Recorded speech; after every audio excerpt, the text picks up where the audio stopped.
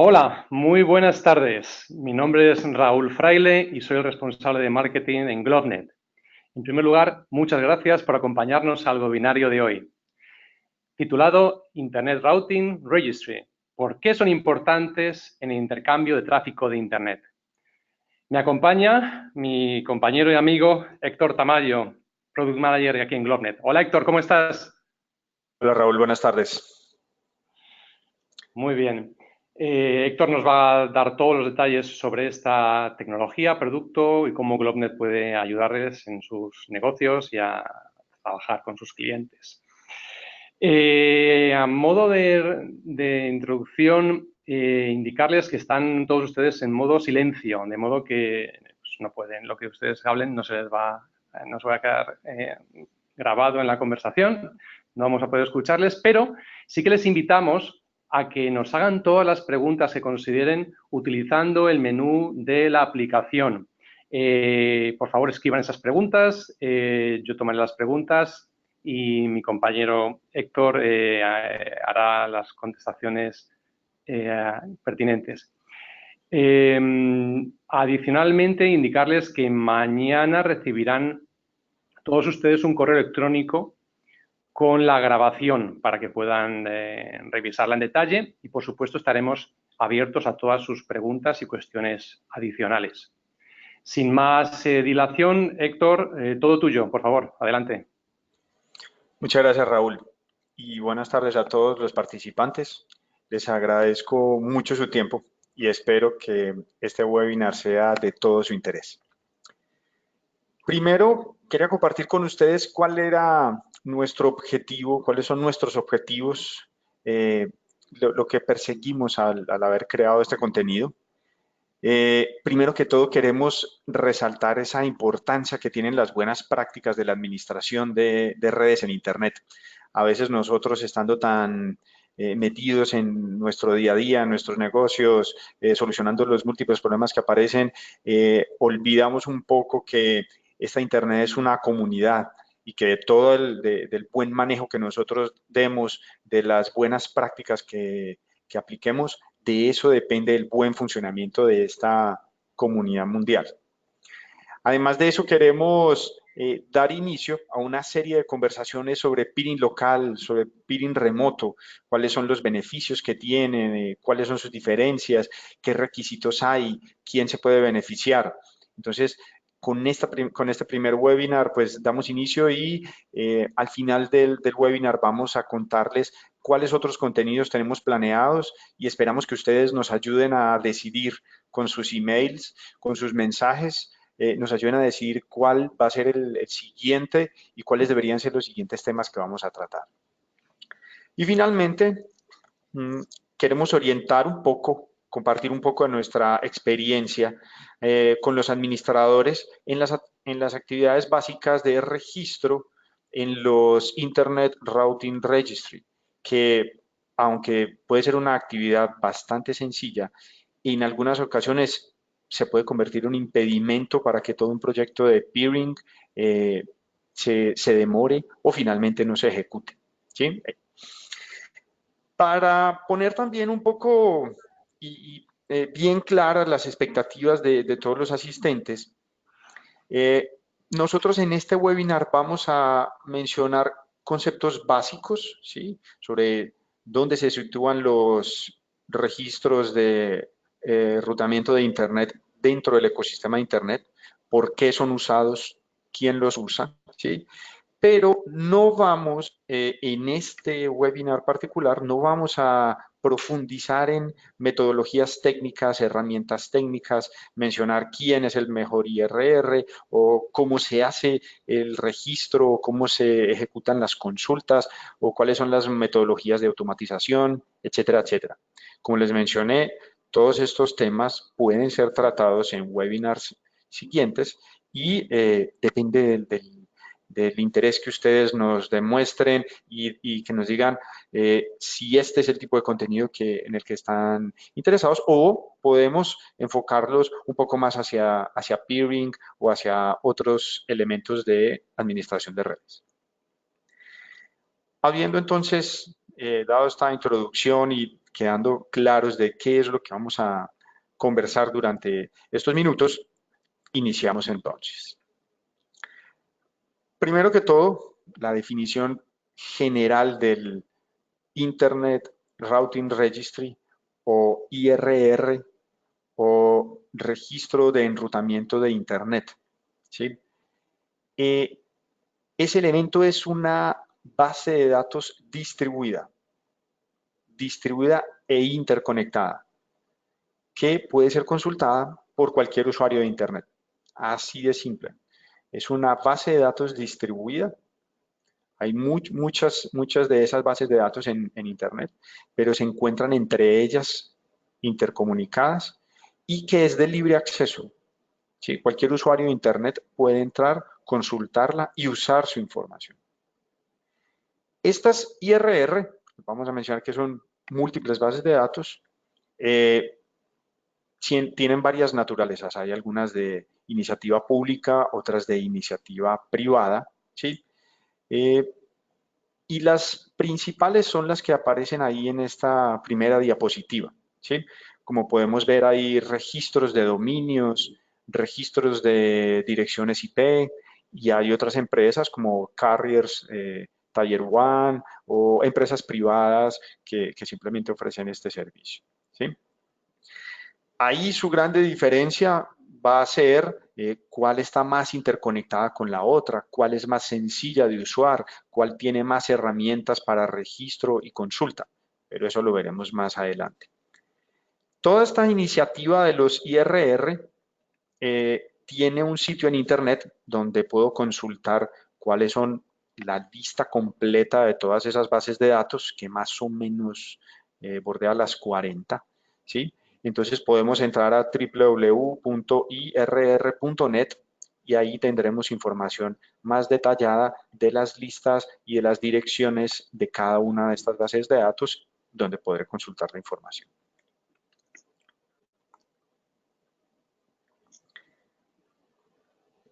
¿Para qué fueron creadas estas IRRs? ¿Cierto? ¿Qué incluyen? Entonces, la información que está almacenada en estas bases de datos es provista por los administradores de las redes que componen Internet. No es una información que genere una entidad centralizada. Esa información es generada por cada uno de los administradores de los sistemas autónomos que hacen parte de Internet. ¿Sí? Y esas bases de datos fueron creadas fundamentalmente para mejorar la estabilidad y la seguridad de las conexiones que se establecen a través de Internet. ¿Sí?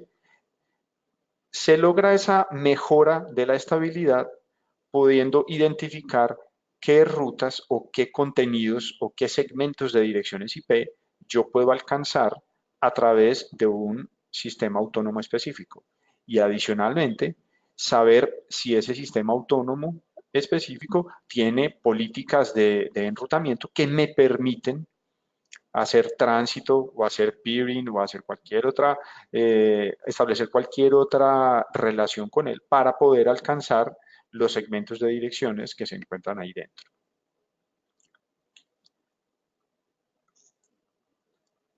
Toda esta información, nuevamente, se vuelve valiosa y es importante cuando estoy trabajando dentro de un ambiente de intercambio de datos. ¿Sí? Entonces, vamos a revisar unos conceptos bien básicos sobre ese intercambio de tráfico dentro de Internet. El primero es el de tránsito IP.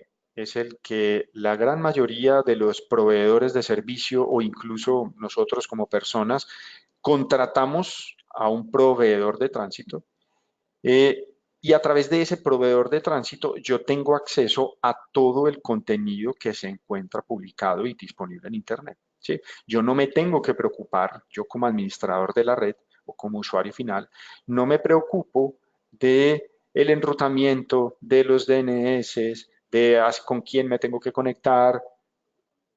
Únicamente me preocupo de conectarme adecuadamente con mi proveedor de tránsito y de pagar mi factura mensual. ¿Sí? A la derecha tenemos un nuevo modelo que lo podemos llamar peering o conexión directa, ¿sí? En la cual nosotros elegimos quién sería la red que contiene los contenidos en los que yo estoy interesado, ¿sí? Entonces, para yo poder tener acceso a todas las redes de Internet, yo tendría que hacer muchísimas conexiones de peering, ¿sí? Con cada una de esas redes importantes en Internet para poder tener acceso a esos contenidos. Como miles de situaciones en la vida, la situación más sencilla normalmente es la más costosa y ofrece un desempeño, digámoslo así, aceptable. Mientras en la situación donde tengo que empezar a trabajar, a establecer conexiones uno a uno, va a tener un costo, podría ser menor, pero con un desempeño muy superior. Teniendo en cuenta entonces que esas conexiones de peering con cada una de las redes que a mí me interesan podría llegar a ser bastante tedioso y bastante eh, extenso, aparecen unos puntos, unos ambientes especiales, sobre todo en países desarrollados, denominados Internet Exchanges o puntos de intercambio de tráfico, ¿sí? Estos puntos de intercambio de tráfico me permiten consolidar una cantidad de redes. Entonces, en vez de yo tener que establecer una conexión de peering con cada una, yo me suscribo o hago parte de uno de estos Internet Exchange y de esa manera puedo establecer una relación colectiva, nosotros lo llamamos un peering multilateral, ¿sí? Y entonces establezco conexiones directas con todos los demás miembros de este Internet Exchange, ¿sí? Además de todos los beneficios técnicos que tiene hacer parte de estos Internet Exchange, también hay una cantidad de beneficios económicos y administrativos que creo que gran parte de ustedes los conocen, ¿sí? Y que pueden hacer la diferencia en la calidad del servicio IP que se le ofrece a los clientes finales, a los usuarios finales, ya sean corporativos o incluso residenciales también.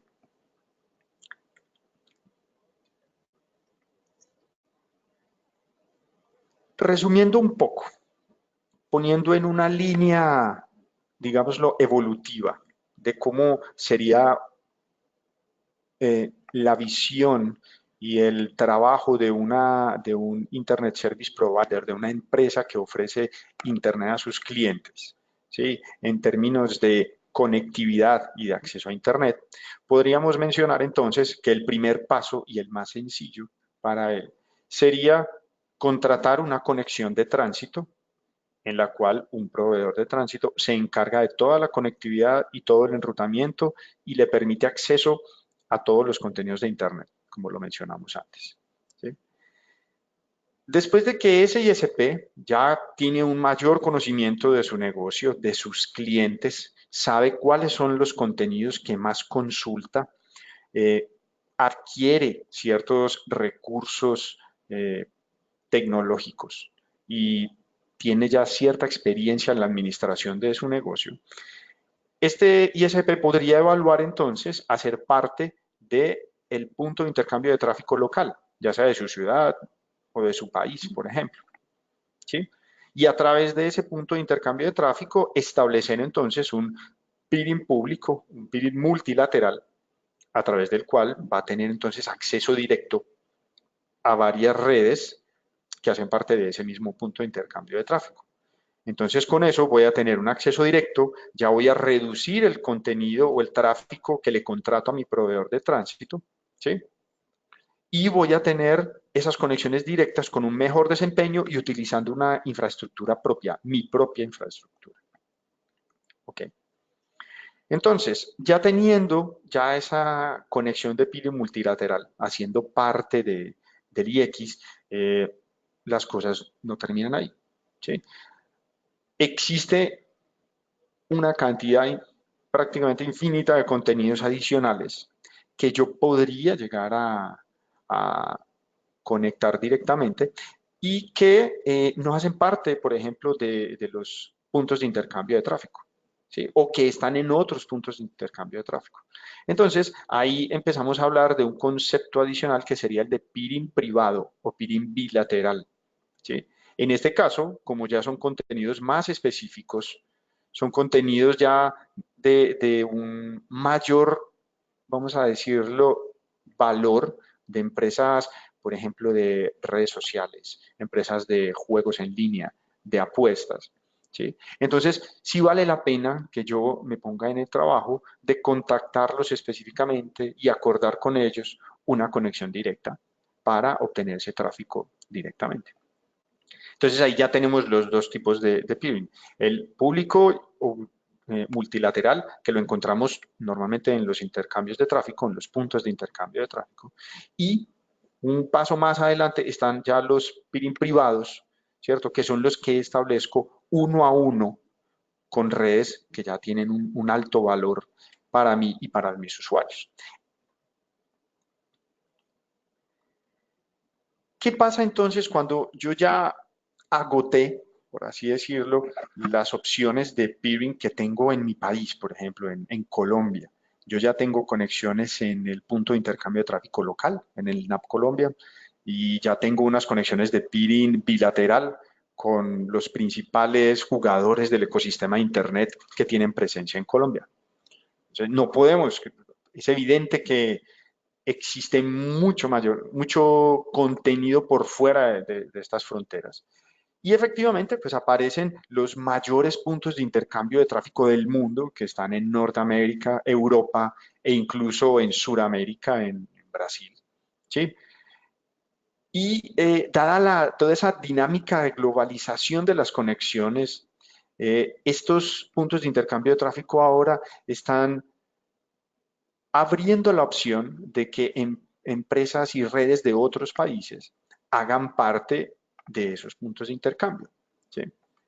En ese caso, entonces, lo único que necesitamos es una conexión de transporte que me lleve desde mi red, que lleve los datos desde mi red hasta ese punto de intercambio de tráfico, ¿sí? No importa si ese punto de tráfico queda en Nueva York, si queda en Ámsterdam, en Londres, en Frankfurt, Sao Paulo, no importa. Ya estos puntos de intercambio de tráfico le permiten a los usuarios, a las redes que quieren hacer parte de ese grupo, eh, establecer esa conexión directa y simular que están allá mismo en esa ciudad, ¿sí? Y obtener todos los beneficios que ya mencionamos del punto de intercambio de tráfico, pero ahora en una escala muy superior. Sí, estamos hablando de puntos de intercambio de tráfico con 800, 900 afiliados que llegan a unos niveles de tráfico de 6, 7, 8 terabits por segundo. Estamos hablando de unos volúmenes de tráfico muy interesantes. Entonces, habiendo ya definido esos conceptos básicos de que el IRR es una base de datos que nos sirve para mejorar la estabilidad y la seguridad de las redes. Y habiendo definido básicamente esos conceptos de peering, ya sea bilateral o multilateral, y dónde se establecen esos peering, entonces ya podemos empezar a relacionar los dos conceptos, IRR y puntos de intercambio de tráfico. Entonces, recordemos, los puntos de intercambio de tráfico no proveen tránsito, ellos únicamente ofrecen un ambiente neutral para que sus miembros intercambien tráfico, ¿sí? Dado eso, la eficiencia en que los Internet Exchange, en que los puntos de intercambio de tráfico le anuncian las rutas a cada uno de esos afiliados, ese es su negocio, ¿cierto? Tener una eficiente y ágil eh, intercambio de esas rutas, ese es su negocio. Y ellos eh, mantienen como foco trabajar en la mejoría de ese proceso de intercambio de rutas, ¿sí? Para eso han desarrollado entonces rutinas y herramientas de procesamiento automático de todas las direcciones y todos los contenidos que envían sus afiliados, de manera que los transmiten directamente al resto de las empresas que hacen parte de ese grupo. ¿Sí? Entonces, cada afiliado de un IX, cada miembro de un Internet Exchange, le entrega a ese punto de intercambio de tráfico y le informa, señor, detrás de este sistema autónomo que yo estoy administrando, usted podría encontrar los siguientes segmentos de direcciones o los siguientes contenidos. ¿Sí? Cada miembro hace eso. Entonces, el IX ahora le replica esa información a todos sus afiliados. ¿Sí? Entonces, ahora pongámonos en un par de situaciones hipotéticas. Primero, en esos puntos de intercambio de tráfico que les mencioné que llegan a los 800 o 900 miembros y que están mandando actualizaciones de sus redes y de lo que tienen dentro de sus redes constantemente, ustedes imaginan si esa información le llegara a estos IX en múltiples formatos, que alguien lo mande en Excel, otro lo mande en un TXT, el uno lo mande una URL para que descargue un documento de Dropbox, etcétera, etcétera. Sería súper tedioso y súper complejo para un IX hacer la administración de esa información. ¿Sí? Y dado que sería manual, por ejemplo, sería muy complejo para un IX hacer algún tipo de verificación, ¿sí? De saber si de verdad lo que este miembro me está diciendo que se puede encontrar dentro de su sistema autónomo, si es cierto. Entonces, los IX han desarrollado toda una metodología automática para poder recibir esa información de enrutamiento, que es precisamente la que se encuentra guardada en los IRR. Entonces, por eso es tan importante y por eso en algunos casos los IRR hacen un estricto control, solamente aceptan como miembros de su grupo a empresas que tengan o que, sí, que ya hayan hecho un registro en un IRR con toda la información de enrutamiento y políticas de enrutamiento en un IRR particular. No son solamente los IX los que exigen que las empresas con quien se establece el peering cuenten con esos IRRs. Aquí, por ejemplo, vemos dentro de la sección de preguntas frecuentes que le hacen a Google dentro de su proyecto Google Global Cache. ¿Sí? Muchas empresas están interesadas o estuvieron interesadas en hacer parte de ese proyecto. Obviamente, establecer una conexión directa con Google siempre será beneficioso y atractivo para cualquier ISP. Pero se están encontrando con que Google pedía o pide que primero tienen que tener un registro en un IRR. ¿Sí? No quiere decir que en otro tipo de conexiones pidan también este proceso, ese proceso de registro, pero particularmente en el proyecto de Google Global Cache era o es fundamental que los participantes tengan ese registro.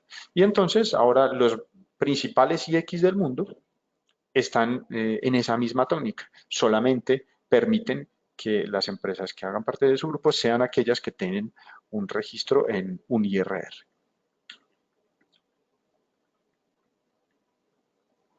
Hola Héctor, tengo Sí, aquí algunas preguntas del público. cuéntame. Claro que sí. La primera de ellas dice que el registro en un IRR tiene algún coste.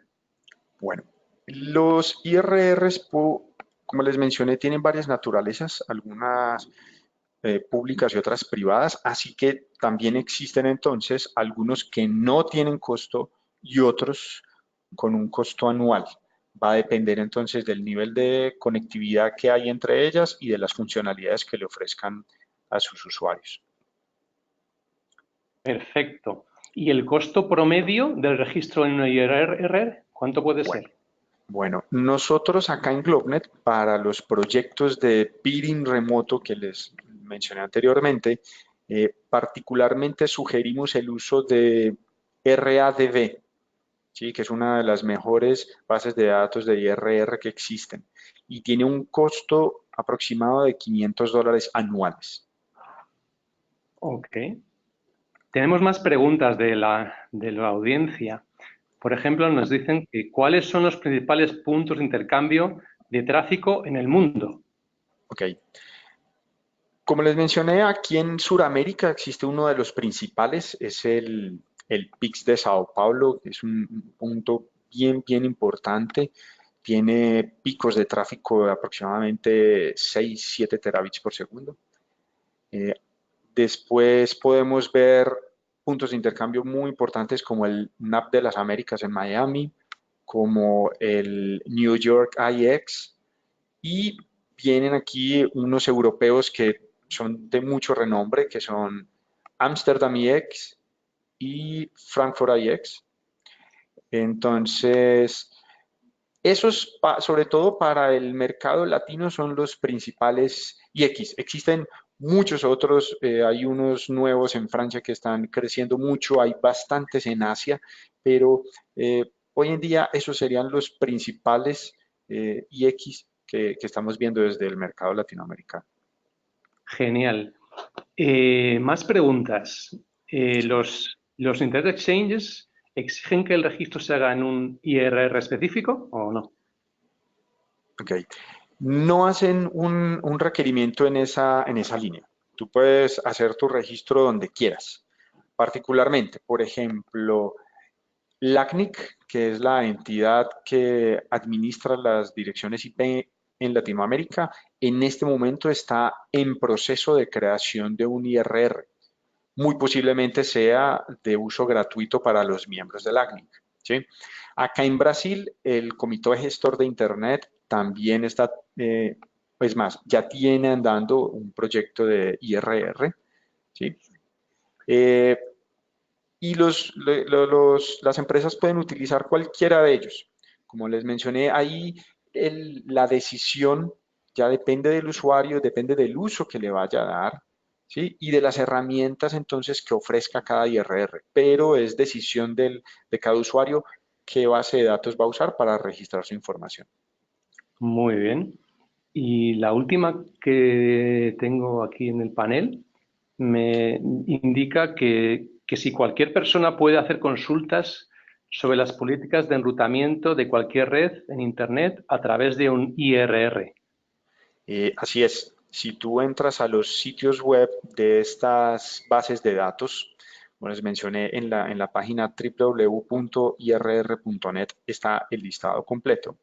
Si tú entras a esos sitios web, normalmente están las herramientas mediante las cuales se pueden hacer las consultas. Ni siquiera tienes que haber hecho tu propio registro y tú podrías hacer las consultas directamente. Así que sí, es de libre consulta. Perfecto, muchas gracias, Héctor. Si tienen ustedes alguna pregunta adicional, por favor, continúen haciendo esas cuestiones utilizando el panel del aplicativo. Héctor, seguimos Perfecto. adelante. Ok, bueno. Entonces, hemos conversado mucho sobre la información que se guarda en los IRs, la información que usan los IX para establecer automáticamente sus filtros, sus configuraciones, para poder entregársela a sus demás miembros. Pero entonces, ¿cuál es esa información que se guarda dentro de un IRR? Entonces, primero que todo, tengo los contactos, las las identificaciones de las personas que pueden crear, modificar, tanto, ya sean los contactos como la topología de la red, ¿cierto? Los contactos técnicos con los que en algún momento voy a tener que establecer algún contacto, si quiero establecer un acuerdo de peering, si tengo algún problema de propagación de rutas, como sea. Primero están entonces los contactos, las personas que se encargan de administrar esos sistemas autónomos. Después están las políticas de enrutamiento, que ahorita vamos a hacer un poco de detalle de qué es eso. Las políticas de enrutamiento, ¿sí? Y adicionalmente aparecen las descripciones del comportamiento de ese sistema autónomo, ¿sí? Con quién se conecta directamente, qué pasa cuando llega un paquete de datos a un sistema autónomo y ese sistema autónomo no sabe a dónde o no tiene rutas disponibles para entregarlos. ¿Sí? ¿Qué rutas deben agregarse? ¿Qué rutas se pueden entregar a través de ese sistema autónomo? ¿Sí? Ahí ya entro en un poco más una descripción de el comportamiento y el relacionamiento que tiene mi sistema autónomo con los demás dentro de Internet. Un ejemplo bastante simple de cómo es digamos, la descripción de una política de enrutamiento. Aquí tenemos un ejemplo donde yo soy o yo voy a funcionar aquí como administrador de la red 2002, que está en el centro de la gráfica a la izquierda. ¿Sí? Yo soy, vamos a describir las políticas del sistema autónomo 2002. ¿Sí? Entonces, primero que todo, tengo una relación con un proveedor de tránsito, que es el sistema autónomo 1001. ¿Sí? Entonces, yo voy a tomar todo el tráfico que pueda y todas las rutas y todos los segmentos IPs que pueda de ese sistema 1001, porque para eso le estoy pagando ese servicio, para que me entregue todas esas rutas. ¿Sí?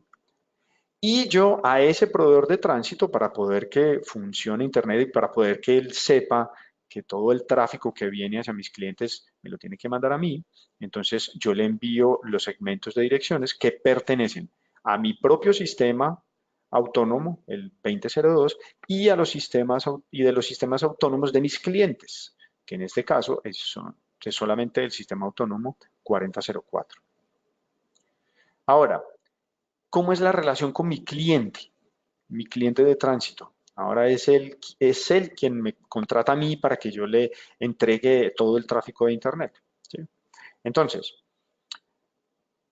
el sistema autónomo 2002 acepta todas las direcciones que provienen del sistema autónomo 4004, pero solamente del 4004. ¿Sí? Y le exporto todas las rutas que yo tengo, vengan ya sea de peering, de proveedor de tránsito, de todas partes, porque yo tengo la responsabilidad de proveerle a él todos los contenidos y todas las conexiones que tengo hacia Internet. Ahora, mi relacionamiento con un peer, con una conexión directa, que sería el sistema autónomo 3003. Entonces, en este caso, yo voy a aceptar o voy a importar todos los segmentos de dirección que están dentro de ese sistema autónomo 3003. Y además, yo le voy a contar que a través de mi sistema autónomo 2002, él va a poder alcanzar las direcciones que están en el sistema autónomo 2002 y además las que están dentro de mis clientes, en este caso el 4004. Entonces, como ven, se describe de una manera, vamos a decir sencilla, pero por lo menos lógica, de cuál es ese relacionamiento que tengo yo con todo tipo de actores del ecosistema de Internet, ya sean proveedores, clientes o PIB. ¿Sí? Entonces, toda esta información es la que queda dentro de los IRR y que es fundamental para el buen funcionamiento de los IX y para el fácil establecimiento de una conexión de PIB.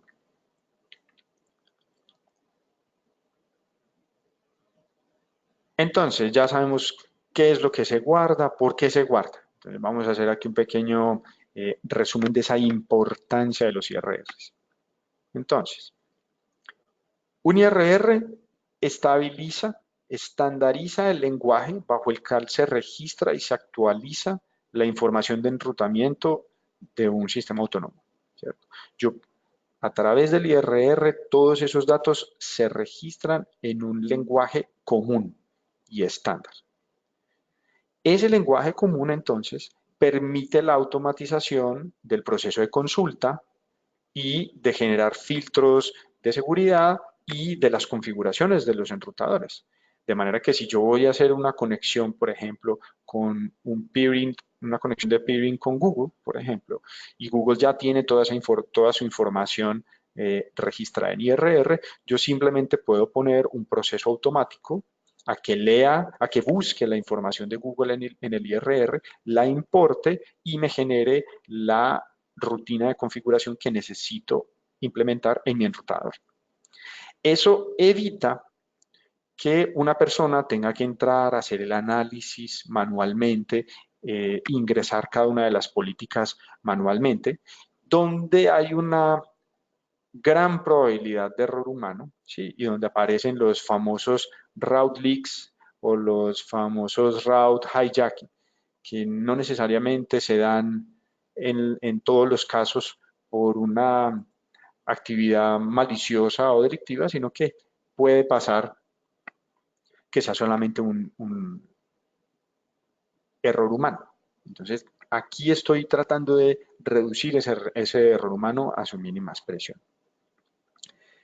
Y finalmente, cuando yo tengo toda esa información disponible, yo puedo entonces emprender también rutinas de diagnóstico cuando me encuentro con problemas de enrutamiento externo, que no puedo alcanzar ciertas rutas, ciertos peering, ciertos proveedores. Entonces yo teniendo esa información del IRR, puedo verificar las políticas de enrutamiento de los sistemas autónomos que estoy usando para poder llegar y poder identificar entonces posibles problemas en toda esa conexión.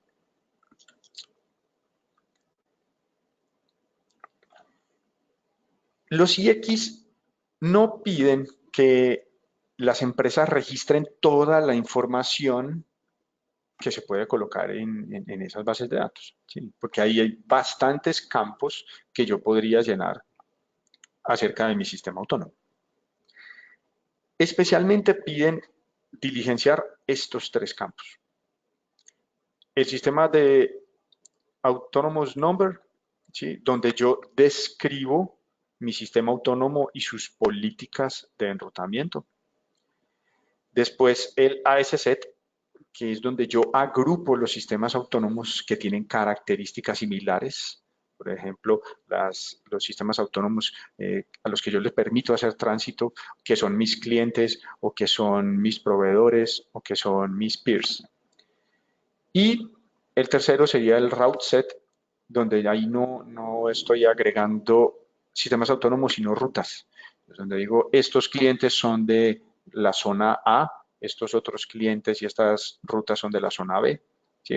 Y ahí entonces hago una integración y una agrupación de todas esas direcciones. Entonces son solamente estos tres, que como lo podemos ver aquí adelante, pues pide de todas formas, cada uno de esos campos pide la descripción, pide los contactos de quién es la persona que está autorizada para administrar cada uno de esos registros.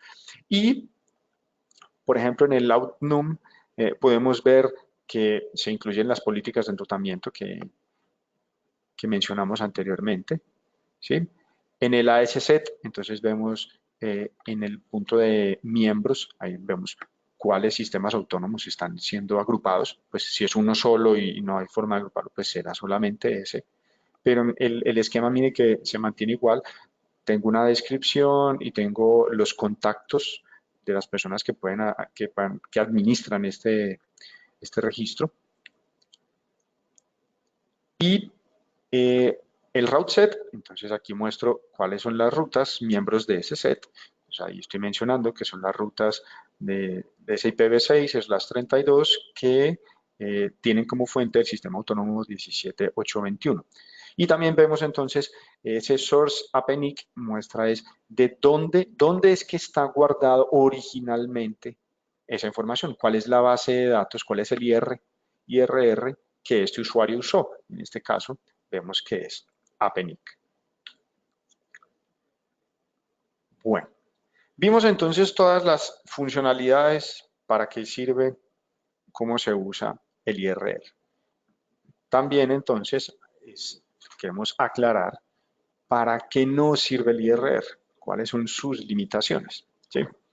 Entonces, el IRR es una base de datos, nuevamente lo menciono, pero entonces no cuenta con recursos para validar dinámicamente si la información que una persona ingresó son válidos o no. ¿Sí? Eso ya lo harán cada uno de los IX o lo hará cada uno de los administradores de red con los filtros que tenga, con las herramientas que tenga. Pero entonces, por ese motivo, no se debe interpretar ese IRR o no se debe usar como una medida de seguridad exclusiva. A través del IRR yo obtengo la información, pero yo tengo que hacer una validación posterior de todos esos datos que obtuve de ese IRR. ¿Sí? Segundo, aunque muchos IRRs lo piden como fundamental para su servicio, como muchas empresas de contenido lo requieren para poder establecer conexiones de peering, pero no es una herramienta indispensable. Hay muchas empresas que han trabajado y trabajarán muchos años sin necesidad de haber creado un IRR. Entonces, hay que dejarlo muy claro, no es fundamental. Solamente que cuando yo quiero empezar a establecer técnicas avanzadas o evolucionar en mi negocio IP y establecer conexiones en los mayores puntos de intercambio de tráfico del mundo, va a ser necesario, pero no es indispensable si yo quiero mantenerme como una empresa básica con una conexión de tránsito y con billing local. ¿Sí? Y como último, como les mencionaba al inicio, puede haber algunas limitantes de conectividad entre las bases de datos. ¿Sí? Entonces, hay bases de datos, particularmente las que corresponden a entidades de registro de direcciones IP. Ellas reciben toda la información de sus clientes, perfecto, pero ellas no están trayendo información de otras bases de datos. ¿Sí? Por tal motivo, entonces yo tengo que buscar, normalmente son esas bases de datos comerciales, las que sí invierten en esos recursos y se conectan y atraen y copian toda la información que se encuentra en todas las 40 bases de datos a nivel mundial.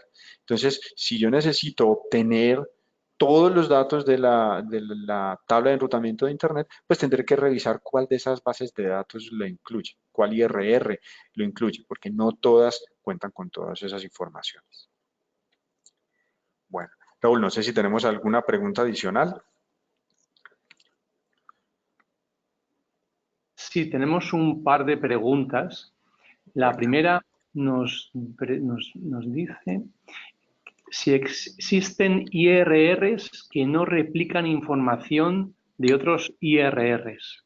Ok, tal cual. Entonces, como lo mencionaba hace poco, existen algunas bases de datos que no recopilan la información de las demás bases de datos, que se quedan únicamente con la información que sus clientes han registrado.